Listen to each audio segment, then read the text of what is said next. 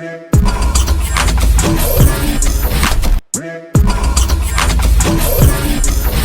morning, my beautiful people. I hope you're all doing well. Hope you all had some sleep. You're working on your inner strength, mentally, emotionally, spiritually, getting ready for these days ahead. I'm just making this quickly because I found a video the other day. I created the other day, actually, that completely blew me away. And it's a little bit criminal that he's only got 37,000 subscribers. He makes some of the most amazing documentaries or short films that I've seen. And I think in this time that we're dealing with, and it is really good to see whether it's companies like Gab or individual people like Zachary here,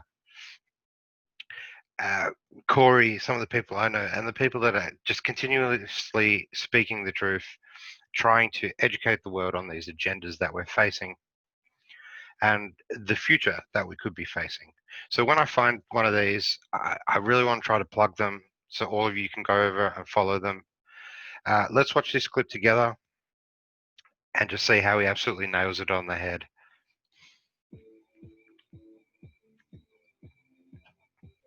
The dark winter came after the first pandemic, and while everybody was paralyzed from fear of the virus, we had something far greater that we were unprepared for. Cyber Polygon was the largest cyber attack ever to be executed. The world's internet was collapsed intentionally, and all of our rights to information were cut off. Banking, medical records, all databases were heavily attacked. Power grids were shut down, businesses were finished. Economies collapsed, forcing us closer and closer to the Great Reset. Most were not prepared for this annihilation, and were now frozen within the illusion of democracy. The puppets performed on stage, while we watched impassively. We had entered the dark winter without any awareness. When the attack finally came, it moved at lightning speed. The military were brought in to keep order on the streets, to assist the understaffed police.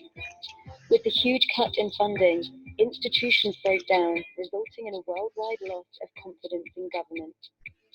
People fought amongst themselves, and countries were close to a civil war. Many people died due to the civil unrest, and the casualties were out of control. The world was in a state of international emergency. You had to fight for yourself over those years. Economies had fallen, and unless you were self-sufficient, obtaining food was difficult. People had relied so much on the old system that when the rug was pulled from under our feet, we didn't realize what had happened. We were not prepared for those months. They had brought the attack forward as the few of us who had awoken started to reveal the mechanics to this evil. The algorithms inside the control rooms had told them that they had to attack us now. People's stupidity and denial of truth kept the majority running in the gerbil wheel. Most just fell into an even deeper sleep. We had fully immersed ourselves into their narrative, digesting and living the script they had planned for a very long time. So many just blindly followed, lost in a heavy, suffocating, all-encompassing darkness. They created the money, they created the problem. They then created a solution that only limited us further.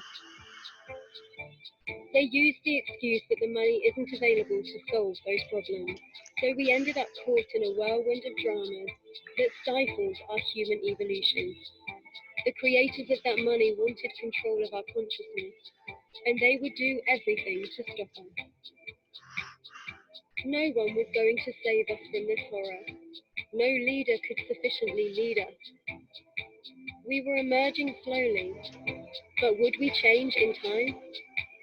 We could only lead ourselves, but most people had been broken down by the constant abuse of control. We had to come together and find ways to connect, but most locked their houses and kept themselves barricaded in.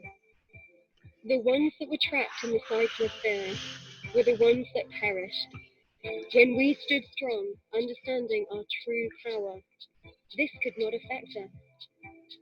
Your life is your human sovereignty. Each life is crucial. Each life must be questioned. When do you give your power away? Where do you feel powerless?